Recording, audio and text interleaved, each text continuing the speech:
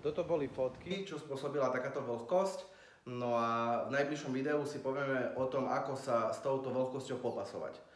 Moje meno je Ivan Kundek a som vedúci projektu Domovík staviame domov, v ktorom sa špecializujeme na stavby s dlhšou životnosťou a takisto na stavby s nižšími nákladmi, kde riešime nielen náklady na stavbu, ale takisto náklady aj na servis stavby a takisto náklady na réžiu stavby, to znamená kúrenie a ostatné poplatky.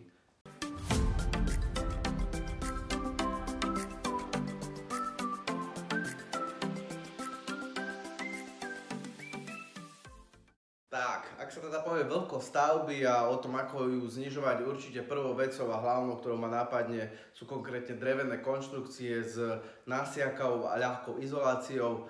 Pri murovaných stavbách to môže byť napríklad krov, poprípade to môžu byť väčšina drevostavieb. Pri týchto konštrukciách, kde je izolácia, ktorá je veľmi násiakavá, je tam nejaká drevená konštrukcia, je kľúčové a absolútne najdôležitejšie zabrániť tomu, aby sa nejaká vlhkosť do tejto konštrukcii a do tejto izolácie dostala, lebo ak sa tam teda dostane, vie to mať fatálne následky. Zabrániť tomu vieme hlavne tak, že použijeme kvalitné pározábrany. Možno si poviete, však to dneska používa každý. Áno, používa to každý. Otázka je, že či to je teda použité správne. Dovolím si tvrdiť, že vo väčšine prípadov 80 a viac percent to nie je správne. K tejto téme určite natočíme alebo napíšeme v blízkej dobe samostatné video alebo článok, kde sa povenujeme konkrétnej pározabrane, lebo je toho nespočetné množstvo, čo sa tam robí zle. Avšak, čo je teda kľúčové, spraviť pározabranu tak, aby nejako cez ňu vlhkosť vlastne do konštrukcie neprešla, to znamená, nesmie byť nejako predierovaná a musí byť naozaj kvalitná pározabrana s vysokým difúznym odporom, naozaj kvalitné pásky, ktoré sú na to určené a celkový návrh tej konštrukcie takisto musí byť správny, tak aby nevznikali žiadne prestupy. Čiže ďalšie informácie teda už v samostatnom článku alebo videu.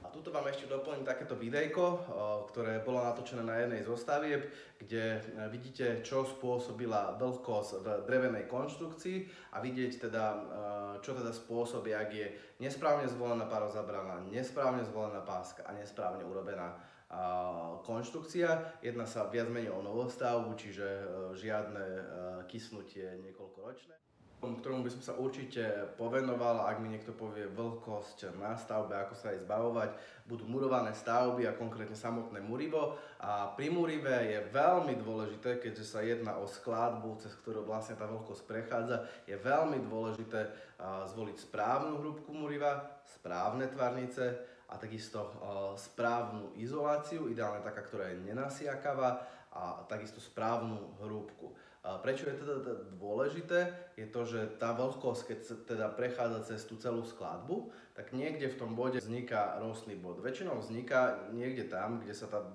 teplota v celej tej konštrukcii znižuje a vzniká niekde v rozpätí 1 až 10 stupňov.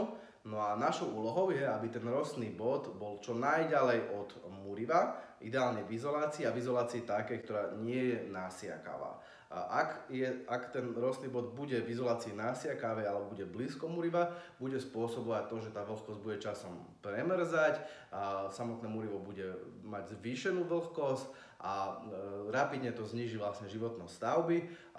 Takisto k tomuto problému som v minulosti už písal článok, kde som rozoberal hlavne porovnanie izolácií polystyren versus váta. Je tam však viacej informácií takisto o prestupu vodných pár, o tom, ako sa správajú a ako to správne zrobiť.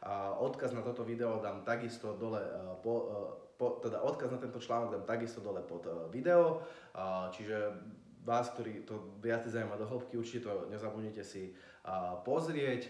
No a ostatným, ktorí teda si to pozrieť nechcú, odporúčam hlavne správne to vedieť celé nadimenzovať. Nie je to absolútne dneska bežný štandard, že by to niekto počítal a aby teda tie stavby boli naozaj správne nadimenzované, čo sa týka hrúbky izolácie a hrúbky muriva, tak aby vlastne vlhkosť bola ďaleko od toho muriva. Čiže určite dajte si to poriadne prepočítať.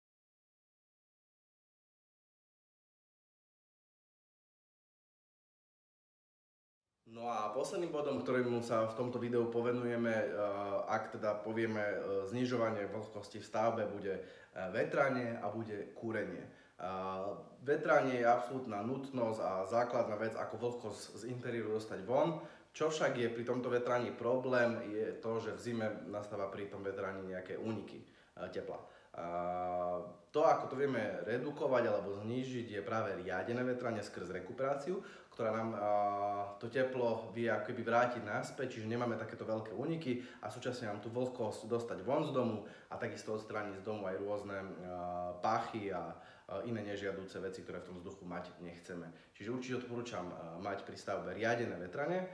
No a takisto potom druhá dôležitá vec pri znižovaní vlhkosti je kúrenie. Pri tomto kúrení určite odporúčam mať k tomu takýto prístup, ako mali niekedy v minulosti naši predkovia. Prečo je to dobré, alebo prečo to v minulosti fungovalo, keď si zoberieme príklad toho, že v minulosti stavby neboli ani zďaleka tak dobre vyriešené, čo sa týka vlhkosti a predsa fungovali niektoré aj desiatky, stovky rokov. Dôvod, prečo to takto fungovalo, je to, že kedysi v minulosti sa kurilo pecami a tá pec bola v každej miestnosti a dôvod, prečo teda tak dlho vydržia tie stavby, nie je ani tak samotná pec, ale to, že pec je vysokoteplotné kúrenie, to znamená kúrenie s vysokou povrchovou teplotou a to kúrenie robí to, že okrem toho, že ohrieva vzduch, tak vysiela aj do priestoru žiarenie alebo sálanie. No a to žiarenie, keďže má vyššiu vlnovú dĺžku, sa o mnoho rýchlejšie dostáva do múriva a ostatných predmetov, na ktoré narazí a vlastne takýmto spôsobom presúša celú stavbu a znižuje vlhkosť. Čiže tie staré stavby, tým, že tam boli všade pece, fungovali veľmi dobre. Dneska môžeme mať pec, poprípade nemusíme, môžeme mať akékoľvek iné vysokoteplotné kúrenie, to znamená kúrenie s vysokou povrchovou teplotou a toto kúrenie nám bude takisto presúšať stavbu. Ešte doplním taký príklad, že keď si zoberiete opäť tie staré domy, fungovali desiatky rokov práve s tými pecami. Dneska, keď odrazu tie pece vyhodíme, namontujeme tam povedzme podlahovky, ten dom zateplíme, odrazu má ten dom problém. Prečo? Lebo tam chýba proste to vysokoteplotné kúrenie. Čiže to, čo môžem odporúčať, určite využívať čo najviac vysokoteplotné kúrenie. Je to vec, ktorá má dobrý vplyv na stavbu a takisto dobrý vplyv aj na zdravie človeka. To je asi všetko. Ak vás tieto informácie zaujali, určite neváhajte nás kontaktovať, či už v rámci projektu na mieru, alebo stavby samotného domu. Špecializujeme sa na stavby s dlhšou životnosťou a s nižšími nákladmi nielen samotnej stavby, ale takisto nákladmi na servis a takisto nákladmi na réžiu stavby, to znamená na kúrenie a ostatné výdavky. Z nášho pohľadu je veľmi dôležité všetky tieto náklady dokopy spočítať a až vtedy viem si reálne zistiť, či som naozaj postavil dobrý dom za dobrý peniaz.